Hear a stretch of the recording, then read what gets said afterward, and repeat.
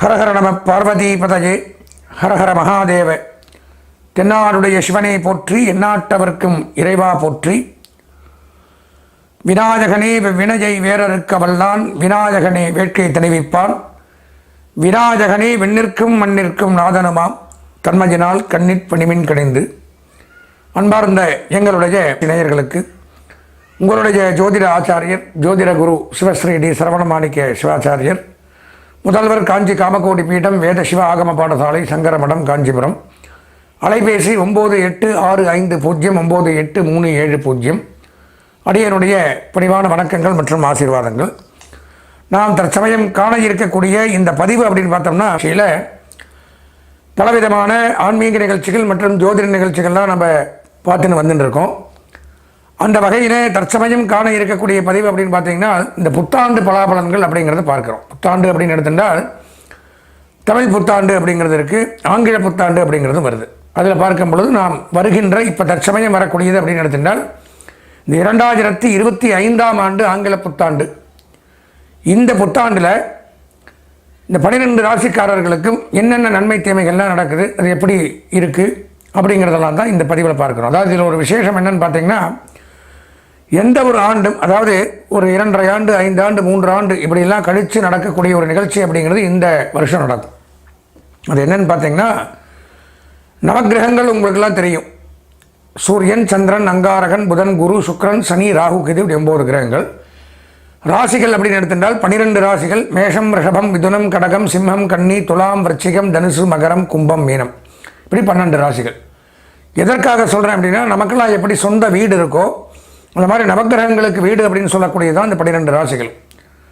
ஆனால் நமக்கு வீடு இருக்குது அப்படிங்கிற காரணத்தினால நம்ம பிறந்ததிலிருந்து வாழ்நாள் முழுவதும் இதை என்னோடய வீடு அப்படின்னு வீட்டுக்குள்ளே யாரும் இருக்கிறதில்ல. பல வேலைகளாக நல்லதுக்கும் கெட்டதுக்கும் வெளியில் போகிறோம், அங்கே போகிறோம், இங்கே போகிறோம். இந்த மாதிரி கிரகங்களும் அந்தந்த ராசியை விட்டு மற்றொரு ராசி மற்ற வீட்டுக்கு போயிட்டும் வந்துட்டு தான் இருப்பாங்க. அதற்கு பெயர் தான் பயிற்சி ஆகிறதுன்னு பேர். இந்த பயிற்சி ஆகிறதுல பார்த்தோம்னா கால அளவுகள் அப்படிங்கிறது உண்டு. ஒரு கிரகம் ஒரு ராசியில் இவ்வளவு நாள் தான் தங்கும். இப்போ நாமளே வெளியில் போகிறோம், ஒரு ஷாப்பிங் போகிறோன்னு வச்சுக்கோங்க. நான் போனால் 1/2 ஹவரில் 1/2 மணி நேரத்தில் வந்துடுவேன். நீங்கள் போனால் ஒரு மணி நேரம் ஆகலாம், இன்னொருத்தர் போனால் 2 மணி நேரம் ஆகலாம், ஒருத்தர் நாள் பூரா அங்கேயே இருக்கலாம். இப்படி எப்படி நம்மளுடைய பயணங்களும் போக்குவரத்தும் மாறுபடுதோ வேறுபடுதோ, அந்த மாதிரி கிரகங்களும் ஒரு ராசியில் தங்குறதும் போகிறதும் பயிற்சி ஆகிறதும் அப்படிங்கிறது கால அளவுகள் அப்படிங்கிறது உண்டு. அப்படி பார்க்கும் பொழுது சூரிய பகவான் வெறும் 1 மாத காலம் மட்டும் ஒரு ராசியில் சஞ்சரிப்பார். சந்திர பகவான் வெறும் 2.5 நாள் மட்டும் சஞ்சரிக்கிறார். செவ்வாய், புதன், சுக்கிரன் 1.5 மாதம் சஞ்சரிக்கிறாங்க. அதிகப்படியாக ஒரு ராசியில் தங்கி நல்லது கெட்டது அப்படின்னு பண்ணக்கூடியது 4 கிரகங்கள் தான். அது யாருன்னு பார்த்தோம்னா, ஃபஸ்ட்டு சனி பகவான் 2.5 ஆண்டுகள் 2.5 வருஷம் ராசியில் தங்குறார். அதுக்கப்புறம் ராகு, கேது 1.5 வருஷம் ராசியில் தங்குறாங்க. அதுக்கப்புறம் குரு பகவான் 1 வருடம் ஒரு ராசியில் தங்குறார். அப்போது சனி, குரு, ராகு, கேது இவங்க தான் வருடக்கணக்கில் ஒரு ராசியில் தங்கி நன்மை தீமைகளை அதிகமாக செய்கிறாங்க. அப்படி பார்க்கும் பொழுது அதனால தான் இந்த சனி பயிற்சி, குரு பயிற்சி, ராகு கேது பயிற்சி மட்டும் அதிகமாக நம்ம கொண்டாடுறோம். இந்த மாதிரி யூடியூப் சேனலாக இருக்கட்டும், அல்லது ஆலயங்களாக இருக்கட்டும், மற்ற டிவியாக இருக்கட்டும், எல்லாருமே இதை அதிகமாக மென்ஷன் பண்ணுறதுக்கு காரணம் இவங்களுடைய பயிற்சிகள் கால அளவுகள் அதிகமாக இருக்கிறதுனால. எதுக்காக இதை சொல்ல வரேன்னு பார்த்தோம்னா, இந்த 2025ஆம் ஆண்டு இந்த 4 கிரகமுமே பயிற்சி ஆகுது. அதை வச்சு தான் இப்போ பலன்கள் சொல்ல முடியும். இது கோச்சார பலன்கள், நல்லா தெரிஞ்சுக்கணும். பொதுவான பலன்கள், மேஷராசியில் நீங்கள் மட்டும் பிறக்கலை, உங்களை மாதிரி பல கோடி பேர் இருப்பாங்க. அவங்களுக்கெல்லாம் இந்த பலன் அப்படிங்கிறது பொதுவான பலன்கள். அது போக அவரவர்களுக்கு என்று இண்டிவிஜுவல் ஜாதகம் அப்படின்னு ஒன்று இருக்கும். அதில் நம்ம முழுமையாக பார்க்கணும். தசாபுத்தி பலன்கள், இன்றைக்கி நடக்கிற தசாபுத்தி 12 கட்டங்களில் எங்கெங்கே இருக்குது, இந்த சனி எங்கே இருக்குது, குரு எங்கே இருக்குது, ராகு எங்கே இருக்குது, பயிற்சியானால் நமக்கு நன்மை நடக்குமா, தீமை செய்வாங்களா, இதெல்லாம் நம்ம ஜாதகத்தை வச்சு தான் இந்த பயிற்சியை 100% நம்ம தெரிஞ்சுக்க முடியும். அப்போது எதற்காக சொல்ல வரேன் அப்படின்னா, 2025ஆம் ஆண்டு சனி பயிற்சியும் வரும், ராகுகேது பயிற்சியும் வரும், குரு பயிற்சியும் வரும். அப்போ இதெல்லாம் மாறுபடும் பொழுது இந்த 2025 நமக்கு இந்த 12 ராசிகளுக்கும் என்ன நன்மை தீமைகளை கொடுக்க போகிறார்கள், அதன் மூலம் நம்ம என்ன நன்மை அடைகிறோம், இல்லை யார் எச்சரிக்கையாக ஜாக்கிரதையாக இருக்கணும், இப்படிங்கிறதெல்லாமே இந்த பதிவில் இப்போ நம்ம பார்க்குறோம். அன்பார்ந்த எங்களுடைய உத்திரம், ஹஸ்தம், சித்திரை ஆகிய நட்சத்திரத்தில் பிறந்த கன்னிராசி நேயர்களுக்கு புத்தாண்டு பலாபலன்கள் அப்படிங்கிற தலைப்பில் வருகிற 2025ஆம் ஆண்டு நமது கன்னிராசிக்கு என்னென்ன நன்மை தீமைகள் நடைபெறப் போகிறது அப்படிங்கிறது தான் இந்த பதிவில் நம்ம பார்க்குறோம். அதாவது இந்த புத்தாண்டு பலன்கள் அப்படின்னு ஜென்ரலாக எடுத்துட்டோம்னா அது ஒரு வகை. இந்த வருஷத்துக்குள்ளே என்னென்ன பயிற்சிகள் என்னென்ன கிரகங்கள் எங்கே மாறுது அதை வச்சு தான் சொல்கிறோம் இந்த புத்தாண்டுன்னு. மாறும் பொழுது இந்த புத்தாண்டில் எப்பவும் இல்லாத மிராக்கலான 4 பயிற்சிகள் இந்த ஆண்டு நடக்குது. சனிப்பயிற்சி 2.5 ஆண்டுகளுக்கு ஒரு முறை நடக்கக்கூடியது. ராகுகேது பயிற்சி 1.5 வருஷத்துக்கு ஒருக்கா நடக்கக்கூடியது. குரு பயிற்சி 1 வருஷத்துக்கு ஒருக்கா நடக்கக்கூடியது. 4 பயிற்சிகளும் இந்த புத்தாண்டில் 2025 வரும்.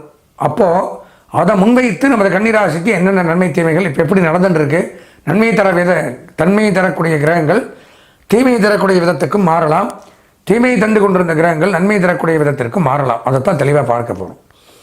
பொதுவாக கன்னிராசின்னு எடுத்துட்டால் கல்வி, ஞானம், அறிவு இதிலெல்லாம் சிறந்து விளங்கக்கூடியவர்கள், பிறருக்கு போதிக்கக்கூடிய தொழிலை கொண்டவர்களாக பேராசிரியர்கள், டீச்சர்கள், இந்த மாதிரிலாம் சொல்லிக் கொடுக்கக்கூடிய ஒரு துறையில் இருக்கக்கூடியவர்கள், சொற்பொழிவாளர்கள், கணித மேதைகள், ஆராய்ச்சியாளர்கள், விஞ்ஞானிகள், இப்படியெல்லாம் ரிசர்ச் பண்ணக்கூடியவர்கள், இவங்கெல்லாம் இந்த கன்னிராசியில் பிறந்தவர்கள் அதிகமாக இருப்பாங்க.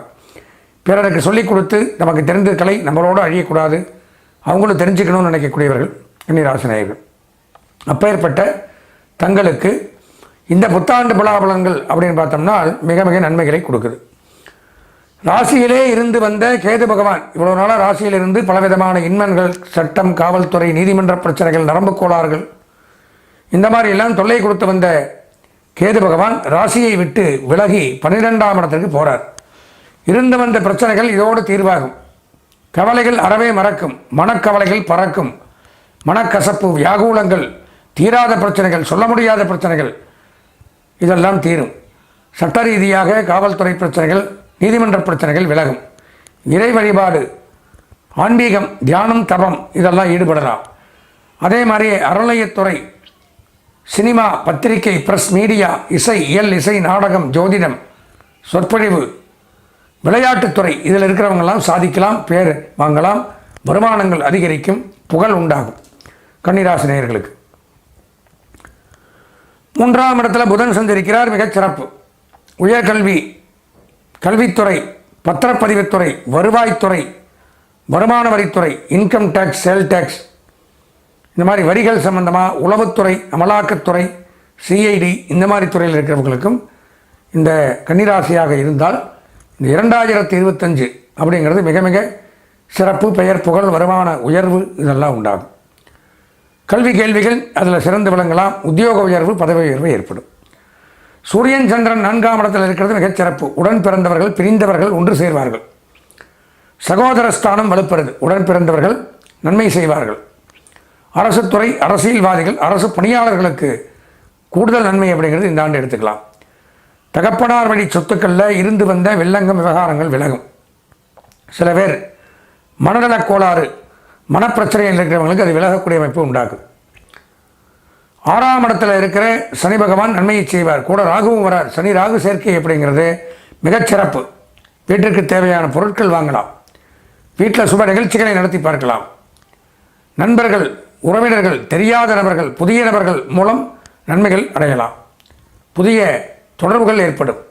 பெரிய மனிதர்களின் சகவாசம், ராஜ சன்மானம், ராஜாவுக்கு நிகராக ராஜாவை பேட்டி காணக்கூடிய அமைப்பு, ராஜாவுக்கு சமமாக உட்கார்ந்து சாப்பிட்றது, இந்த மாதிரி அமைப்புகளை கொடுக்கும். யானை, குதிரை, பசு, வெண்குடை, சாமரம் இதெல்லாம் யார்கிட்ட இருக்கும்? ராஜாட்ட இருக்கும். இதெல்லாம் கிடைக்கும். சுக்கிரன் அதிலே இருக்கிறதுனால நிதி நிறுவனங்கள், ஃபினான்ஸ் டிபார்ட்மெண்ட், கொடுக்கல் வாங்கல், வங்கி ஊழியர்கள், ஆபரண தொழில் பண்ணுறவங்க, உலோகத் தொழில் பண்ணக்கூடியவர்கள், இவங்களுக்கெல்லாம் கூடுதல் நன்மை அப்படிங்கிறத எடுத்துக்கலாம். மிகச்சிறப்பு. குரு பகவான் 9ஆம் இடத்துல இருக்கார்.